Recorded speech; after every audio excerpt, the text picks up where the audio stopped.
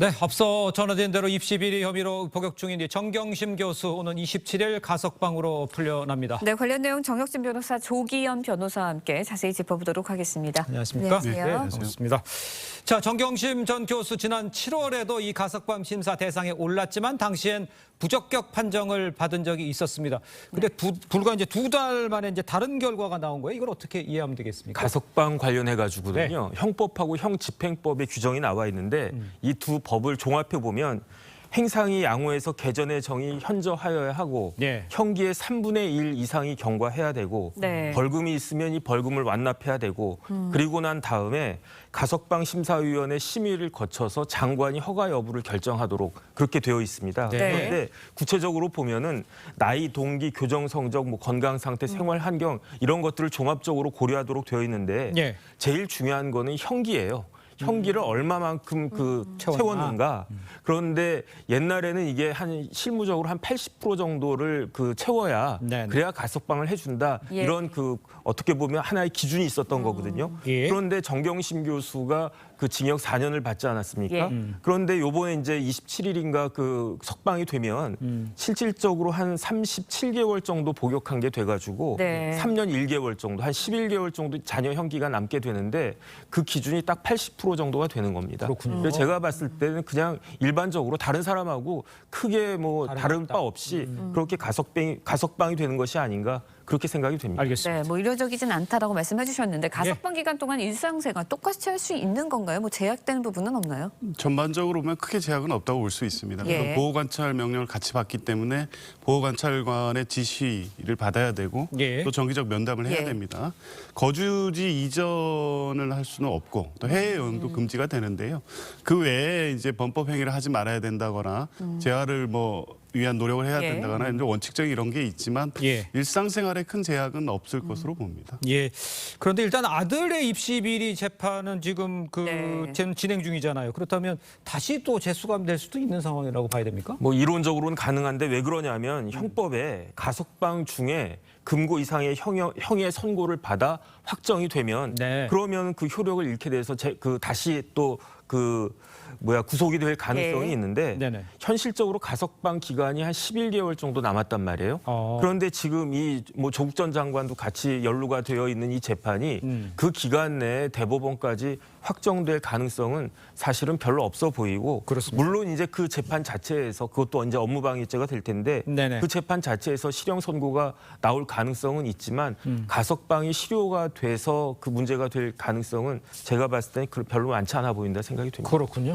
가석방 결정 직후에 조국 전 장관 감사의 뜻을 밝히면서도 파파라치 행태를 삼가해달라고 했습니다. 그런데 이제 최근 조 전 장관 일가가 공식 행보를 좀 많이 보이고 있지 않습니까? 그거와는 조금 다소 모순이 되는 거 아니냐 이런 지적도 있을 것 같은데 어떻게 보시나요? 관련한 보도나 관심 자체를 갖지 말아달라 이런 정도의 요구까지는 아니고요. 집 근처에 잠복해서 카메라를 갑자기 들이댄다거나 차량을 추적해서 계속 따라다닌다거나 이렇게 해서 실질적으로 위해감을 느끼거나 불안감을 느끼는 행위를 하지 말아달라는 간곡한 부탁이죠. 본인이 요구하든 하지 않든 언론의 관심이라는 거는 지금 재판이 계속되는 동안 받을 수밖에 없기 때문에 다만 최소한의 인권 차원에서 어쨌든 가석방으로 지금 나오게 되는 정경심 교수가 건강상에 여러 가지 문제가 있지 않았습니까? 그렇죠. 그런 측면에서 좀 파파라치적인 어떤 행위들로 불안감을 야기하는 이런 행위 정도는 하지 말아달라는 요청으로 봅니다. 알겠습니다. 자, 아까 리포트에도 보셨습니다만 이제 계속해서 의원직 상실형에 해당하는 선고를 받은 이 윤미향 의원 이야기를 좀 해보도록 하겠습니다. 그러니까 이제 국민 기부금으로 갈비도 먹고 동물병원도 가고 이런 것들이 이제 재판부가 제대로 판단했다 이렇게 보면 이해를 하면 되겠습니까? 네, 맞습니다. 원래 범죄의 혐의는 검사가 입증해야 되는 거거든요. 하지만 횡령죄에 있어서는 만약에 법인의 돈을 개인 계좌로 입금했다라고 하면 그 자체로 횡령이 인정이 되는 거예요. 그런데 그 돈을 내가 개인 계좌로 입금을 했지만 제대로 법인을 위해서 썼다. 이것은 피고인이 입증해야 되는 거 아니겠습니까? 그렇겠죠. 그런데 1심 판결에서는 이상하게 반대로 판단을 했어요. 그런데 항소심에서 이를 제대로 그냥 바로 잡았다. 이렇게 판단하면 될 것 같습니다. 재판부는 이제 김복동 할머니 조의금 1억 3천만 원을 불법 모금한 혐의도 유죄로 판단을 했습니다. 그러면서 성숙한 기부 문화 조성을 방해했다라고 이야기를 했어요. 1심에서는 이 부분이 무죄였죠. 네네. 예, 이런 행위 사실 자체를 부정한 건 아니지만 정당 행위로 볼 수 있다는 겁니다.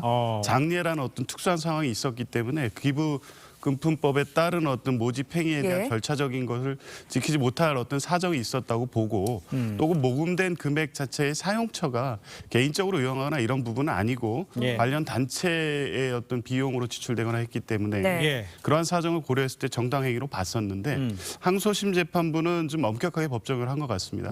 기부금품법상의 어떤 모집 행위를 하기 위한 절차적 요건을 결했다는 것 그리고 사용처 자체에도 허용되는 정당 행위를 벗어났다고 본 것이고요. 아마 대법원에 이제 상고한다고 하면 이 부분에 대한 정당 행위 판단에 대해서 적극적으로 아마 이제 다투게 되지 않을까 이렇게 봅니다. 알겠습니다. 네.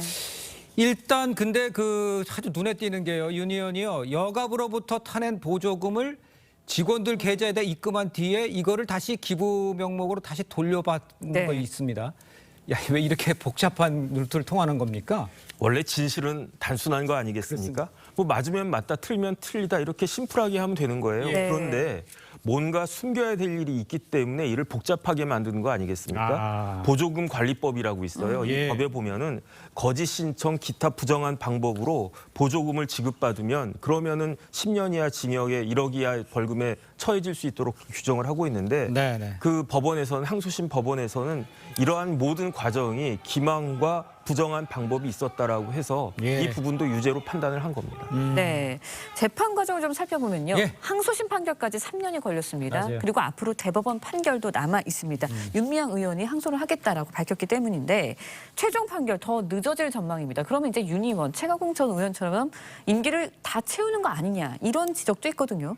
이 절차적인 일정만 고려하더라도 상당 기간의 임기는 다 채울 것으로 보입니다. 상당 기간이 아니라 그냥 끝날 네. 때. 네, 그럴 것으로 보여지는데요. 일단 대법원에 상고를 해도 이제 대법원으로 그 사건이 넘어가는 기간 또 상고 이유서를 제출해야 되는 기간 여러 가지 기간을 고려하면 예. 대법원의 심리가 시작되는데도 예. 한 2달 이상이 걸리기 때문에 네네. 사실상 임기를 채우게 되지 않을까 봅니다. 예. 그러니까 그 임기가 네. 채우게 되는 이 상황에 대해서 재판부가 왜 이렇게 늦게 하는 겁니까? 이거를 어떻게 봐야 됩니까, 변호사님? 뭐 글쎄요 이번에 대법원장에 대한 청문회에서도 재판 지연 문제가 여러 가지로 그렇습니다. 나오고요. 네. 이제 그쪽에서 일부 비판하는 입장에서는 뭐 민주당 쪽 인사들에 대해서 특정하게 어떤 지연이 되는 게 아니냐라는 문제제기가 있긴 한데요. 지금 네네.